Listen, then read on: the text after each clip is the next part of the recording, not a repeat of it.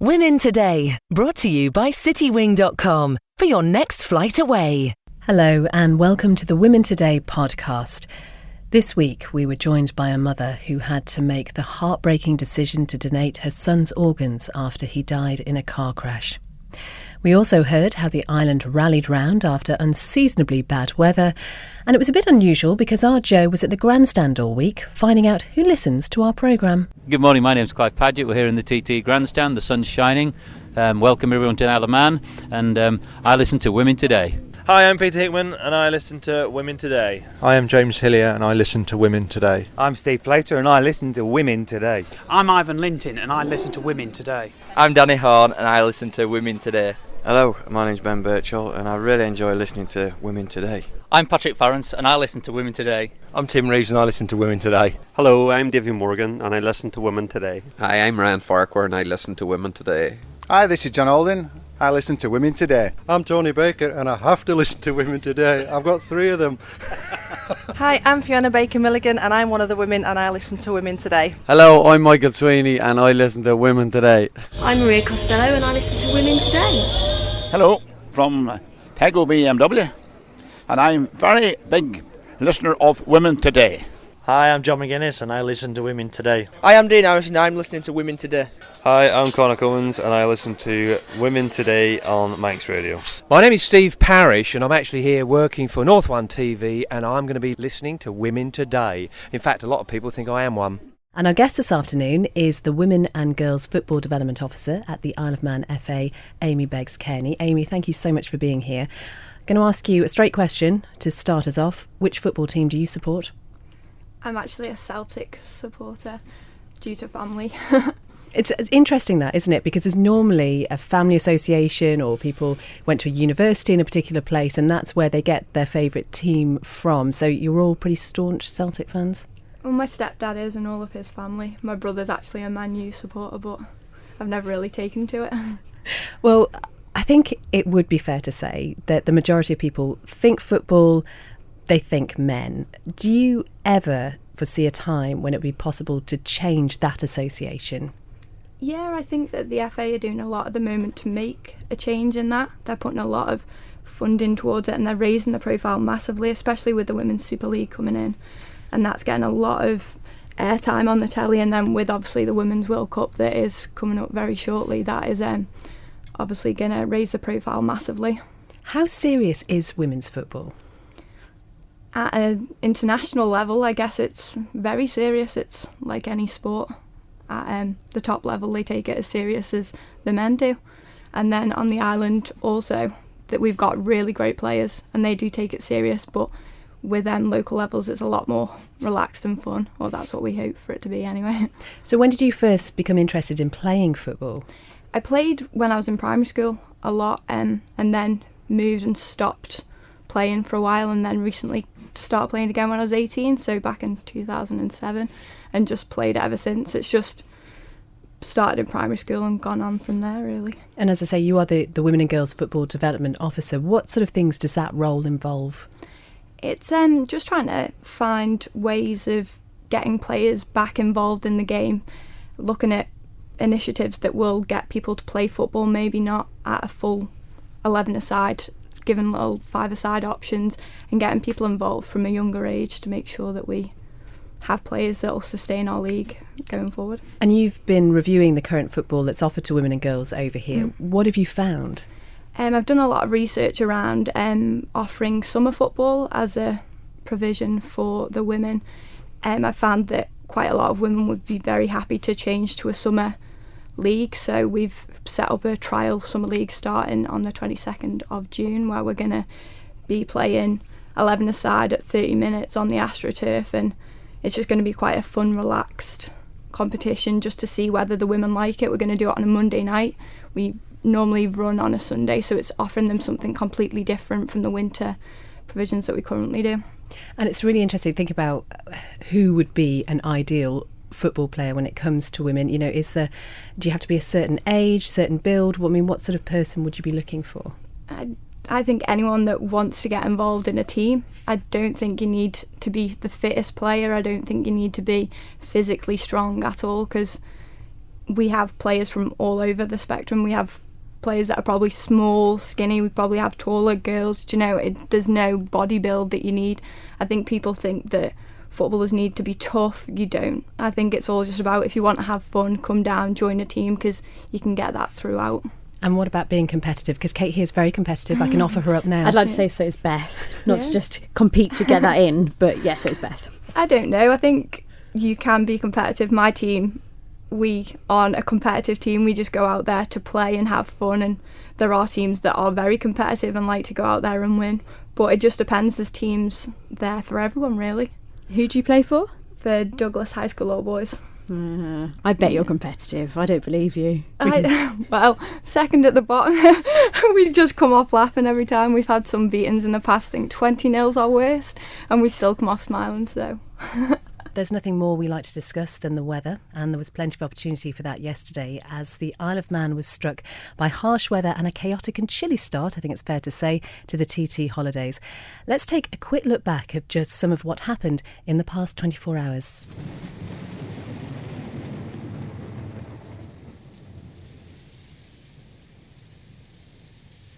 The news at 2 o'clock. Fastamai, good afternoon. I'm Chris Cave. Bad weather has meant tonight's TT practice has been called off. Jason Roberts has more. Yes, thanks very much, Chris. It looked unlikely yesterday when the Met Office said there was just a 0.05% chance. And this is the reason. Winds that you might take for granted in December and January, but are distinctly unseasonal at this time of the year. We've just heard that May was the coldest in 20 years. Riders on the storm. Riders on the storm. Well, as we've been hearing on the news, high winds of up to 65 miles an hour are lashing the island at the moment. It's meant tonight's TT practice was called off earlier in the day.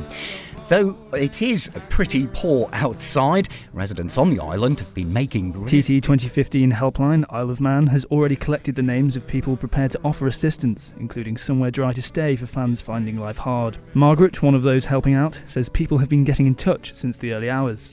You know when you're like that, your phone pings, and there was one at 3 a.m. and it was a guy leaving a message that he's got a room that you can take 4 people in. Sorry, I don't know if you can hear me, but it's really windy and it is absolutely miserable. The wind's howling and the rain is almost horizontal. Oh, nearly got blown away.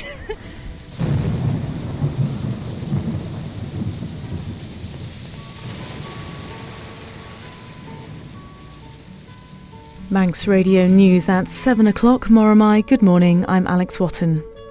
The island is recovering this morning from a night of high winds and torrential rain. Here comes the sun. Here comes the sun. I say it's alright.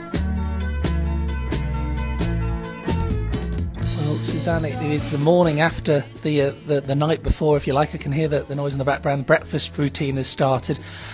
You were very much needed. It's been a long night. It has been a long night. And yes, hopefully we were needed. We've got some guests with us.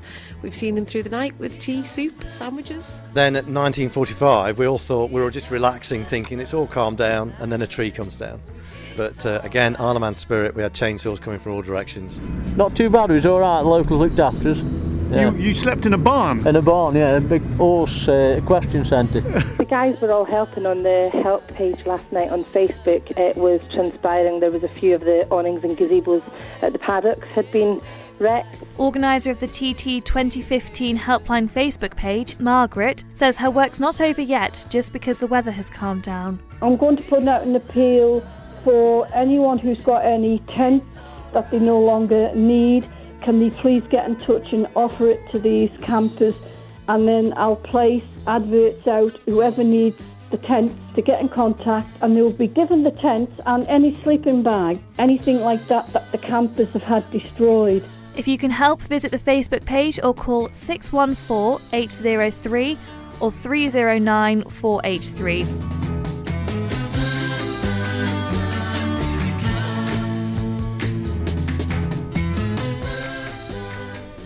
So the sunshine did eventually come out. It was bizarre yesterday. It was incredible. I was sat at home with the curtains closed and the heating on, and then all of a sudden, I don't know, it was just like the clouds parted and there was bright sunshine again. It was amazing. And as we may expect of you, you were following it all on Twitter last night? Of course, we're better to follow it. And I was just so impressed by the number of locals putting offers of, I don't know, shelter and hot showers on both Facebook and Twitter, and the use of the Tumble Dryer Aid IOM hashtag.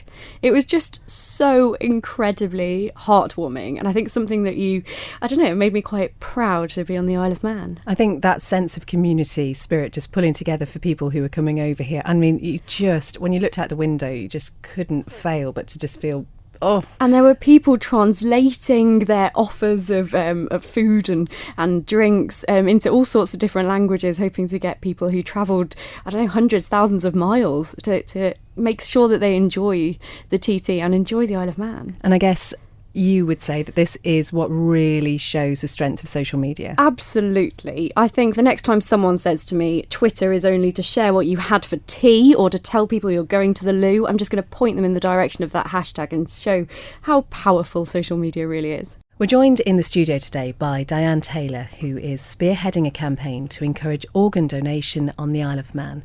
Diane, thank you so much for being our guest this afternoon. Now, your life was changed forever when your son Daniel died in a road traffic collision at the age of just 15. Just tell us, first of all, a little bit about what Daniel was like. Daniel, how do I describe Daniel? He was a normal, happy, healthy teenager.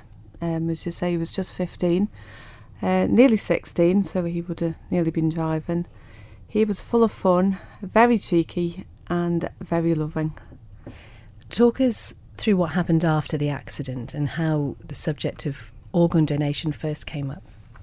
After the accident, Daniel was transferred to Nobles, where it became apparent that his injuries were severe and that he would need treatment in the UK. So he was phoned to Pendlebury Children's Hospital. Mark and I, his dad, we travelled over on the first flight from Liverpool the next day to Manchester. And when we got to Pendlebury, the doctors showed us the scans and they explained his treatment. And, for that day, they tried various things to see if they could bring the pressure down in Daniel's head and, bring him back to us. But unfortunately, there wasn't anything that they could do. And we were told around tea time that the Daniel that we knew had left us and wasn't going to come back.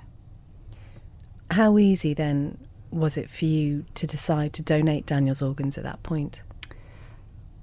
His dad and I, we were asked, and all I remember was us both saying was yes. It didn't feel a hard decision. It wasn't something that we needed to sit and think about either. It was quite easy, knowing what Daniel was like, to say yes, he would want to help others. But it wasn't a conversation you'd actually ever had with Daniel? No, it wasn't. It's one of those things that never happens to you. It always happens to somebody else, so unfortunately we had to make that decision for him. And did it ever cross your mind not to? No. I just wonder, as you say, it's an incredibly difficult time, I suppose, to remember details, but how did the medical staff explain the options to you? Once we were told that, there was no hope for Daniel, it was the machines that were keeping him alive. The specialists asked us then, had we ever considered organ donation? And, we agreed that no, it wasn't, but we would like to go ahead. And then the organ donation coordinators came in and spoke to Mark and I, and they had, as I could only describe it as a tick list of parts that you would be willing, to donate off Daniel's, and we agreed to, them take them, whatever was necessary. And, I couldn't give you a time scale, I couldn't give you a time of the conversation. I just remember it being, very calm. They were very understanding, and, I don't have bad memories of being asked that question, or, the following hours when we agreed to what was going to happen. Following that, Daniel's organs went on to save 4 lives. What comfort did that bring to you? To start off with, it's the last thing on your mind. You don't think about it. But then sort of weeks, months, even for me, I have to say, it's a couple of years later, and all of a sudden, out of that mist, you can see there's people alive today because of what Daniel's done. And it is, even I'm getting goosebumps just thinking about it. It is, he couldn't be saved, but other people could. So, and now I just feel comfort. I do feel comfort from it. It's an incredibly difficult subject to talk about, and many people avoid discussing the subject at all. So do you understand why some people have reservations about donation? Yes, I can totally understand, because if you were having that conversation with no knowledge on organ donation or anything, then it would be, why would you discuss it? I can understand it. And it's only now because I've had sort of contact with people waiting for transplants, people who've had transplants, and that I've looked into it and got the more knowledge that I can see it's not such a scary subject. But again, if it was more openly talked about, then people might not be so scared. But then at the end of the day, you are talking about removing organs from your loved one, so it's always going to be scary. But you've been incredibly open, Diane, just talking to us just now about what you've been through, your experiences, and it must be incredibly difficult to relive that time and time again. Why are you doing it? I'm doing it because obviously, people lose loved ones in all sorts of circumstances. Daniel died because of a severe brain injury and nobody could cure him. I can only imagine what it would be like being the watching my loved one not being able to be cured because they were told they needed an organ transplant and there not being an organ available. So I just feel that if we can talk about it, and even if you were, I'm not one that's pushing it to say, no, you must donate. What I'm saying is talk about it so that your next of kin knows, would you like to donate your organs or not? So that they're not put in that position that they have to choose for you. It all started off as a bit of a laugh, just for one night only, I suppose, Joe. And it was all through the Southern Motorcycle Club, who were short of money at the time, and I encouraged them to do a show, and we got Steve Colley, the great motorcycle acrobat, to do a show, and he did say to us that his wrists got tired from time to time. I can't think why, but I think it was something to do with his motorbike, and he needed a break, so I contacted some good friends of mine who were loafing around at the time with big army coats on them, and they rode these wonderful Honda 90 bikes. And you wear these long coats. What is the reason for that? Well, it's for protection, and the impact of them, I think you'll agree, is quite stunning when 20 or 24 people appear around the corner making lots of noise wearing these Second World War tropal coats. It is quite a visual impact. I have to ask you, why the name Purple Helmets? Well, now that is a very well kept secret that everybody knows the answer to. Possibly you don't, Joe, but what had started off, when they said they were going to do a show, somebody said, well, what would we call ourselves? And somebody said, well, we'd be a bit like the White Helmets. And somebody else said, well, it'd be more like the Purple Helmets. How long have you personally been involved with the Purple Helmets for? Well, I suppose I instigated that very first show, and although I wasn't the commentator at that stage, we had Roy Moore, the TT commentator, and Roy, bless him, he did his very best, but I don't think he quite understood that they were supposed to fall off. And he would pop a thing in, more or less to say, "Oh, you'll have to talk amongst yourselves for a minute. One of them's fallen off." And I remember saying, "Roy, they really are supposed to fall off." And I think it ended up with him saying, "Well, if you know better, you do the commentary." But thank you, Roy. He was brilliant. Yeah, my highlights have been such a buzz over the years, I think. We've seen the show grow from 8 guys, totally dedicated, and I think we've still got most of those 8 of the original guys, and we've had different people through the ranks over the years. Was it back in 2001 when there was a fire? Yeah, I think you've got the date there. There was a huge fire at Wilson and Collins factory where we stored all the stunt bikes, and we lost quite a considerable amount of our props and stuff like that. And well, it was said at the time that the fire caused hundreds of pounds worth of improvements. So how did you manage without all that equipment and the props? Where did you get it from after that? Well, we had hurried meetings, and we actually put an advert in the paper at one stage that we wanted some Hondas, and people did rally round, and we got some crash helmets and Hondas and things from donors, and some of them were far too good to use actually, but we managed to make a new rocket bike and a new long bike, and generally they were the things that were destroyed. But the show took place, and instead of Wilson and Collins, they came up to the farm here and nailed a few things together and painted everything in sight. Even if we didn't want it painted, it got painted. Where did the idea come from to have this guy on a piano, on a bike, being driven around, naked practically? Well, I think it comes from probably from Monty Python days when there was a naked man playing the piano on Monty Python. Of course, he wasn't mounted on a sidecar, was he? But similar humour. We like to think we were innovators and first on the road, I suppose. It's just, we try to think of new things all the time. What would you say is your favourite stunt that takes place or has taken place over the years that you've done? Oh, without doubt, one of the cunning ones. The cunning stunts. It's very hard to say, and they're very hard to perform. But I think yes, I suppose the rocket bike is very good. You've really got to see the show, haven't you? It's a great night's entertainment, and for anybody really that hasn't seen the big one at Onchan Stadium. Derry, what would you say one of your biggest highlights has been? Oh, I think undoubtedly, Joe, we appeared at Government House on a number of occasions when Ian McFadden was the governor there, and we appeared for royalty, we appeared for the Gulf War veterans, and we had fantastic time at Government House with Prince William. We had him mounted on a bike, and there's actually a picture of him on our bike at Craignabar in the dining room.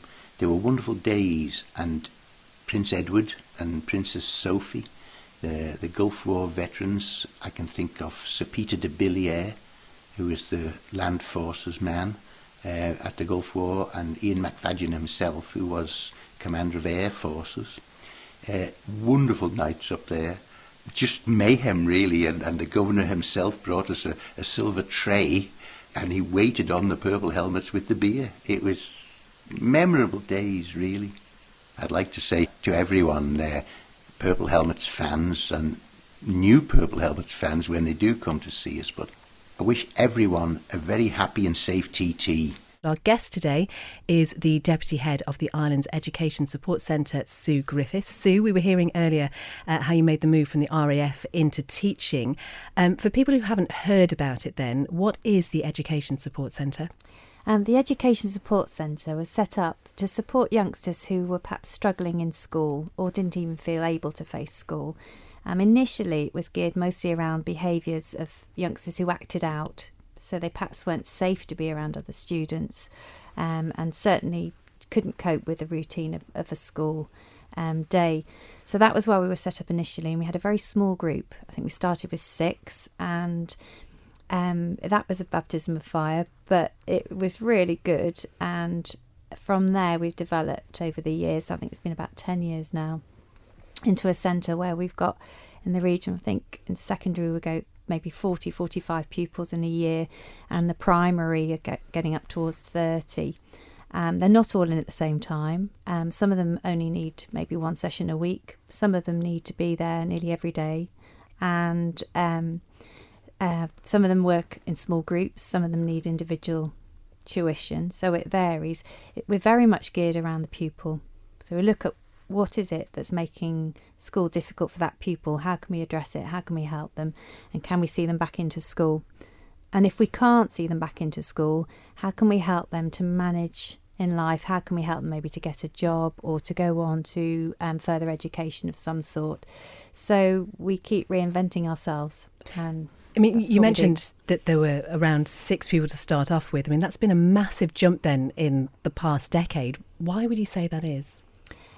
Well, I think it wasn't that there were fewer children who needed it. I think there were children. I think there were some children who perhaps just didn't attend.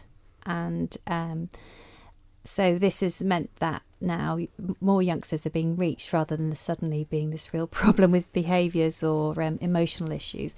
I mean, interesting, we've seen a rise, and it may be just that the centres become more open to being able to help youngsters with emotional health issues. And so I've seen that number increase now. But again, it doesn't mean they weren't there before. It's just maybe now that we found them. I think it's fair to say, Sue, that this isn't a job that be suited to many people, and in fact most teachers, I imagine, would be glad to see these pupils just taken off their hands for a while. Why is it that you enjoy the challenge of working with people who have got specific difficulties? Well, I think I'm easily bored. I like the challenge, and then there's something. It's really good. All youngsters have something in them that's very worthwhile, and some youngsters have had a really, really difficult time, or their families have had really difficult times. So that really good stuff about them is hidden by actually something fairly small in a way, their behaviour. So I just love seeing that come out and see them move away from that and move on. And I get time to spend with children. I get time to know them in a way that you can't as a teacher. I mean, it's exhausting teaching. I take my hat off to anyone who stands in front of a class of 25. I've done it.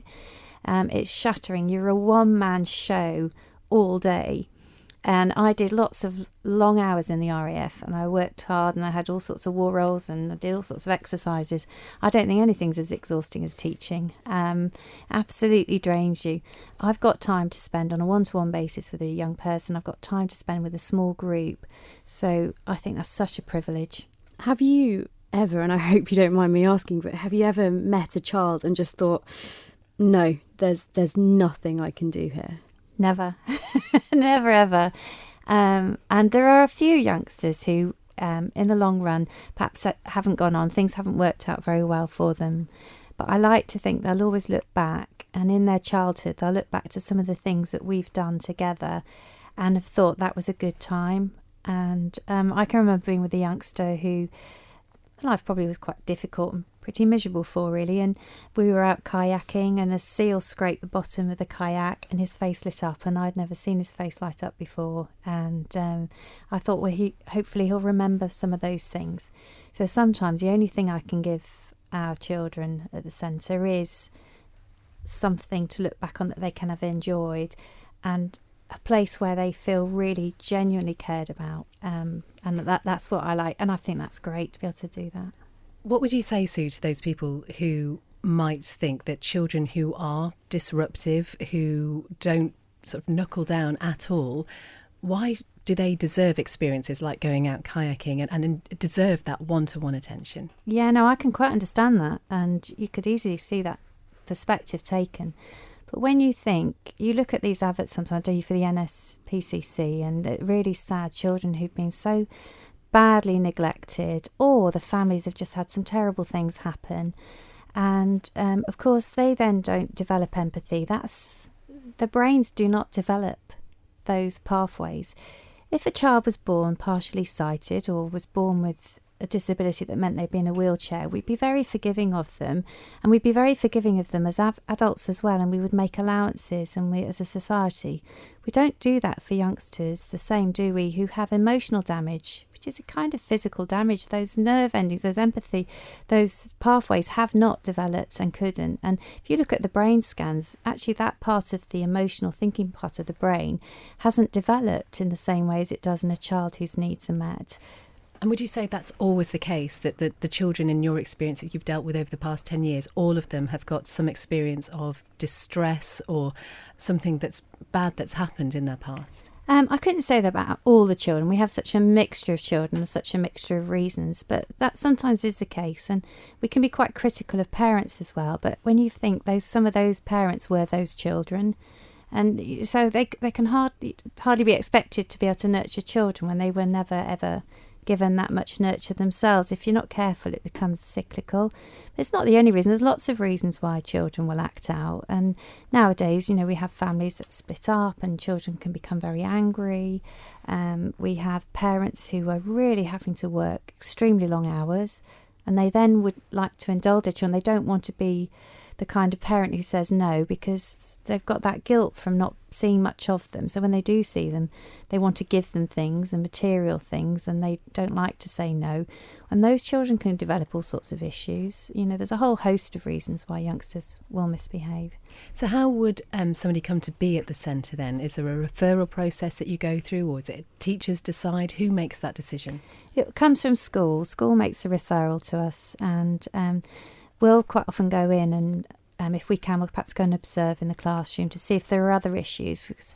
We have that luxury of moving around different classrooms, and we might see that actually it's perhaps who they're sat near, or perhaps moving them within the class might help a bit. Although generally speaking, by the time a child comes to us, there's the people and the teams in the school who work with youngsters who have these issues are really, really good, really excellent.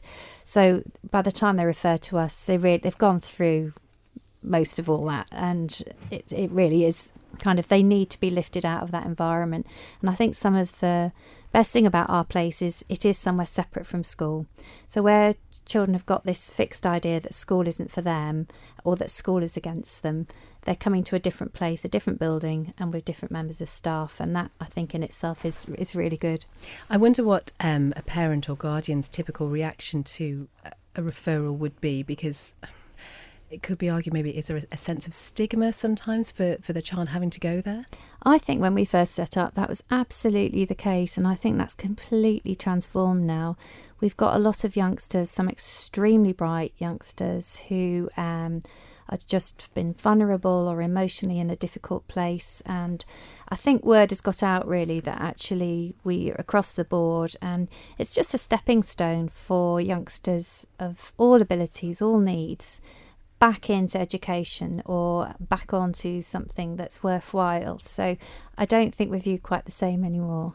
Is it ever too late? I mean, Kate said, is there ever anybody that you've come across you thought, no, there's nothing I can do here? But does there come a point in a youngster's life where they've really missed the opportunity to, I don't know, regenerate themselves? No, I don't think so. And sometimes I've noticed it with the lads, and I did notice it, funny enough, in further education, was that there were a number of lads who'd come back to further education age 24, 25, who'd actually been in quite a bit of bother. And then they kind of had a wake-up call, and their hormones had calmed down, and they'd calmed down, and they were able to learn. And the difference was they wanted to learn. And I think, so I don't think that we ever give up on we wouldn't give up on any of our students. I never have. And sometimes some of the most difficult children that I've worked with have actually done well in the end. You can't really tell, so we just go for it with every student and hope for the best. This is Women Today on Manx Radio FM with me, Beth Espy, Kate Holland. Jo Pack is at the grandstand, and our guest in the studio is Carolyn Sells. And it is now time for Jo's final TT challenge. She's done pretty well all through the week, but it is now time to test her to the limit. Earlier in the programme, we told Jo she'd be going head-to-head against Carolyn Sells in a TT-themed quiz. Jo, have you been studying hard? Oh, I haven't got a clue what I need to study. Oh, That's dear. the thing. You guys will probably trip me up on something that I'm not even thought about. Oh, how very, very and rude. also, I've been very busy doing interviews, so that's my excuse. Getting the excuses in early. Carolyn, how are you feeling? Oh, fine. A little bit tense. Yeah. A little bit tense. Okay, well, our adjudicator this afternoon is Kate Holland. Very good, I like it. Thank you. I made it up myself. Kate, could you explain the rules, please? Of course, Beth. Okay. Well, you're both going to be asked 3 questions and awarded a point for each correct answer. Everybody got that? Mm-hmm. I think I can just about understand that. Okay, well, I think we need some tension. Oh, yes. I'm nervous. You should be. Joe. You're nervous. What do you think I feel like? Joe, Carolyn, the very best of luck to both of you. Joe, you are up first. Are you ready? I'm ready. Okay. Joe, your first question. How do you spell Kawasaki? Kawasaki.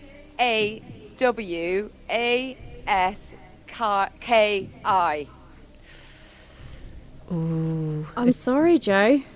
I'm sorry, you missed out an A. Oh, God, do you know what? Someone's just walked up to me wearing it on their T-shirt. You're too late.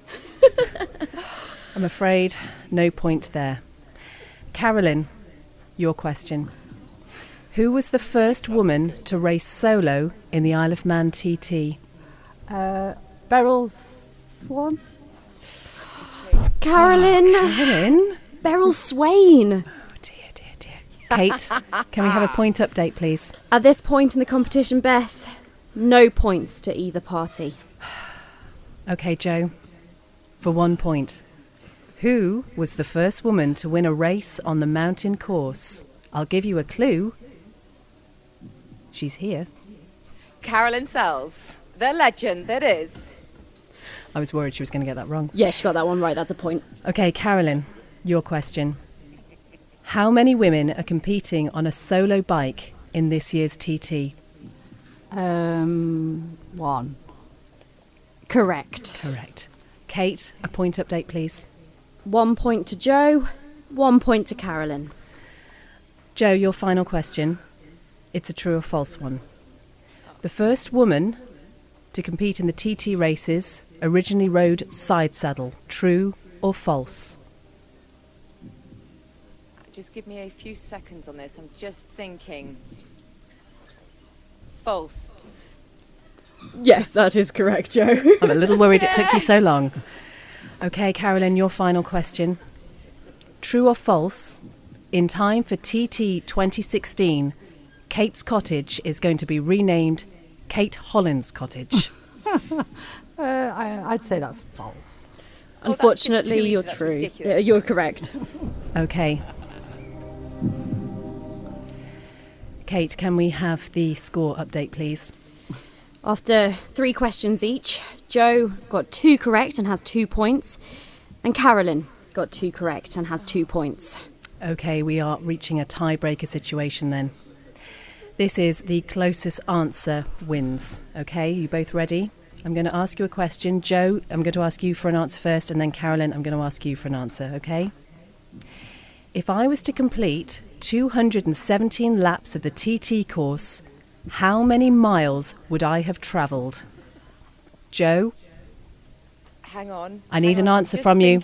I'm just quickly I'm doing afraid it. I can't. No. Did you say 270? I need an answer now, Joe. Now. 707,302.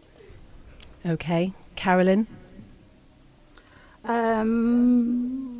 She's had more time to think about it. 8,000. Okay, the correct answer, Kate, is 8,188.061 miles, which means, Carolyn, you are our winner. Go me. Joe. How can I end the week on a fail? Well, beats me, I don't know. Joe, you have something in your hand, do you not? Oh, I do have something in my hand, yes. Right, and do you have a biker nearby?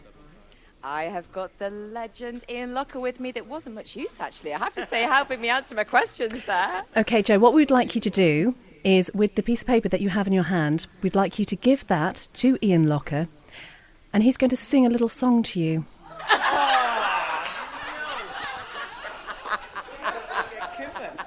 Into the microphone, please, Ian. Michael Rutter was supposed to be here. He'd be so happy right now. Oh, sorry, Ian. Oh, he's not happy. You could do it rap style if you like. A rap? Just freestyle it, Ian. Come on. Work with us. It's blank. It's not blank. I can't sing that. Incy Wincy Joe Pack spent a week with bikes. That's not singing. It is. It's my singing. Put some pics on Facebook and got a lot of likes. When it came to quizzes, she wasn't quite so sleek. So it turned out Joe Pack had blagged it all this week. Oh, how could you read that out to me? I think, Beth, I think we might need Joe to give us a little rendition of that one. Yes, I think so, actually. Joe? I'm going to rap it. Do you know what? I don't care who's listening right now. I'm going to put on my best voice. Incy Wincy Joe Pack spent a week with bikes, put some pics on Facebook and got a lot of likes. But when it comes to quizzes, she is so sleek. So it turned out that Joe Pack hadn't blagged it all this week. Yeah. Joe, I'm sorry. It's a shame you failed at the end there. I mean, you had made a really momentous effort throughout the week, but it just wasn't to be. Joe. Whatever. We'll see you on Monday, back in the studio. Hang on a minute. I should get a prize from the rest of the week, surely, shouldn't I? I think we'll fade her out there. Thanks as always to our amazing guests. And as ever, it's never too late for you to get involved. Head over to Facebook, find the Women Today Facebook page, and you can comment there, or you can follow us at MR Women Today on Twitter. And you can listen again to the full programmes on manxradio.com or join us every weekday live from just after 2 o'clock. Women Today, brought to you by citywing.com for your next flight away.